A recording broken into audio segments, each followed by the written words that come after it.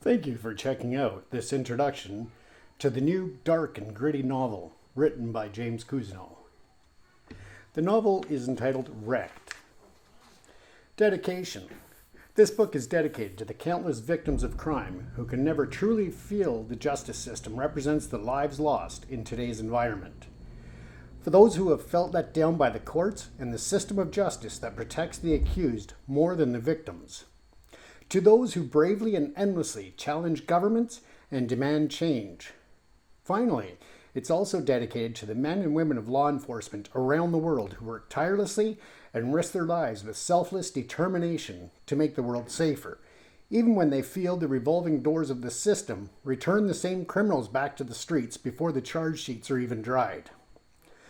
With that said, it's also important to remember that this is a work of fiction, and no action or methods in this book should ever be attempted by anyone. Justice may not be as blind as it should be, but we need to continue allowing it to conduct business while we demand changes by elected officials in the proper democratic process. Introduction. The air may be cool and the night has reduced visibility, but this is not a concern for elite Strike Team Echo. The night vision goggles provide a clear image of a seamlessly abandoned town in Kandahar when the team catches movement from under the rubble of a collapsed building. A feral cat runs from them and the team takes a collective breath. The team is in a tight clearing formation as they enter the target building on the right. It is damaged from earlier aerial attacks, but no movement was seen from the satellite images, so it's assumed that the targets are still held up inside. Intelligence says there should be at least 13 ISIS operatives and leaders inside, and they are determined to either capture or eliminate them for good. As the team enters the building's old, decrepit hallway from the main entry point, they have to step over a body. Limbs are missing from the torso, but the face is still recognizable. Team leader Matthew signals for Bryce to take a photo for positive identification and inclusion in the operational report that'll need to be presented to the president, regardless of the mission's outcome. The team gets to the building's main stairway that looks as though it could collapse at any time. They do not allow them to stop the directives that they're seeking to achieve. As they approach the bottom level, they hear the faint whispers of the enemy. Matt signals the team to the right, and they move in the directions of the voices and light footsteps. Flashes of gunfire light up the hallway and Jake goes down. The team takes cover and Matt pulls Jake from the hallway into the small room on the left, as the rest of the team gets ready for a full assault of the ISIS fighters. Jake signals to Matt that he's okay. The bullets hit his Kevlar vest, and although it knocked the wind from him for a minute, he was now getting back to his feet. Jake retakes his position and gets ready to launch a flash bang grenade into the hallway. Matt shows his hand, with 3 fingers held up for the team to follow. As he brings each finger down in a count, and the last finger drops, Jake throws the flash grenade. As quickly as the first bullets came, the team stormed into the hallway and eliminated the 4 ISIS fighters. The bodies are riddled with holes, but again, Bryce must take pictures for identity confirmation. As the team continues movement through the hallways, they find a large steel door that is very secure. Matt signals Jordan from the back of the group to come forward. Jordan is a smaller Asian operative, but what he lacks in size he makes up for in his knowledge and skills as America's top explosives expert. He is so precise and skilled, he could take down a building in minutes, or blow the tick off a dog's ass without ruffling the fur around it. As he attaches the explosives to the door, the team takes cover in a narrow doorway of a bathroom, which looks like it has sustained years of neglect, which is odd because water is still spraying from the pipes which are suspended from the ceiling. Jordan quietly backs away from the door and into position with his team. He does not even look down as he steps into the pooled water flowing from the broken pipes. His focus is 100% on the task at hand.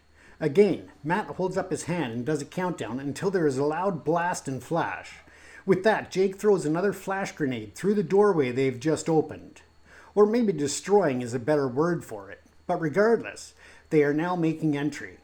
Several of the ISIS fighters start firing in a panic while not being able to see through the smoke and dust that was caused by the explosion.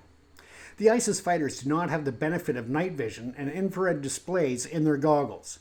The team takes several shots, which hit their marks with complete accuracy.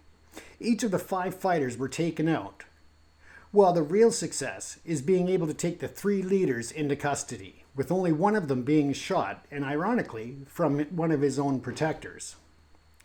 The shot only hit him in the shoulder, so the mission is considered a success. The ISIS leaders are secured with zip ties and hoods placed over their heads. Matt and his team lead them out of the building and place them into an awaiting armored truck reinforced with steel cages. As the last one is secured and the heavy door slams closed, the team now takes a moment to celebrate another victorious mission. Now they should have a clear path back to the base. Matt radios in to inform the general, who is waiting at the base, that they are 5 minutes out. The major informs him that the president was also online for the operation, viewing it through the body cam footage in real time. Excuse me. The president sends his deep appreciation to you and your team.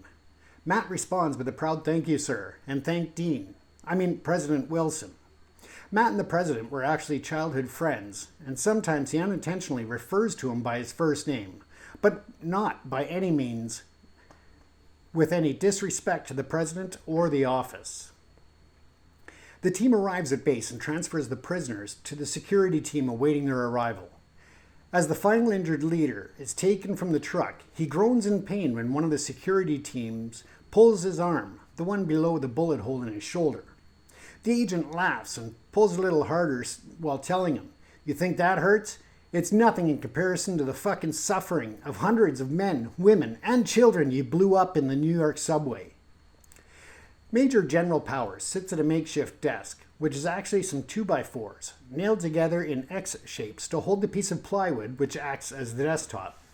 He has a serious look on his face, which is not uncommon for a general, but after such a high-risk and highly important mission ending in success, he would usually look a little more relaxed, like someone carrying the weight of the world on their shoulders and then having it all just instantly lifted.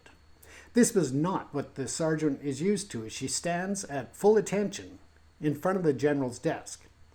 The general hangs up the call he was having on the secured phone line, even without saying goodbye or other formality of the military. The general finally acknowledges the presence of Sergeant Lee and orders her to get Commander Pedersen. As she approaches the debriefing area, she takes notice of a loud but small celebration going on in the tent. Then she recalls that this is the final operation for Commander Pedersen, as he's done and retiring in a week. The week will be filled with debriefings and getting ready to return stateside. Technically, there will be more administrative and debriefing responsibilities upon arrival back in Washington before his official retirement, but this is it for field missions. Matt has even turned down a special request and personally asked of him by the president to continue on as the leader of America's top special ops team and most effective one in American history. He respectfully declined as his son is now 11, and Matt feels enough regret of not being there as much as he should have been. He has made a promise to his beautiful wife and son that he will retire and be home for them, as he wants to make up for the guilt he has for living the last 15 years of his marriage and 11 years of his son's life conducting missions around the world. As she enters the tent, Matt is telling the team how excited he is to be home next week and in time for his son's baseball playoffs. This will be only the second time he was able to see any playoff games, and the last time he was only able to see up to the 6th inning as he was called away to deal with the hostage rescue at JFK Airport. They all laughed as they recalled one of the hijackers actually pissed his pants when the team made entry and shot him with a taser. "Commander Pedersen, the general has requested your presence immediately," she stated. The team stands and starts to follow when Sergeant Lee tells them they can stop, as they are not being requested as a team, just Commander Pedersen. As Matt enters, he sees the general standing at his desk. On the desk are 2 coffee cups. In the general's hand, a bottle of vintage scotch. He asks Matt if he would like one. Matt stands confused, as there's never alcohol in the general's presence in the field. Matt figures that since it's his final mission and he is about to leave this life behind, the general is making a special exception for the occasion. The general pours double shots into each cup and hands one to Matt as he sits. He signals for Matt to take a seat in the chair in front of his desk. Matt is still confused though, as there's not a lot of sense of celebration or relaxation in the general's voice or mannerisms. Matt is an expert at reading others, but this one is really throwing him off. They both take a drink and sit in an uncomfortable silence for only moments, but to Matt seem like forever. What the general says next will take Matt to a place of disbelief and shock that he has never experienced, a level of anger and darkness he has not been to, even in the darkest of missions around the world and fighting the worst of the worst.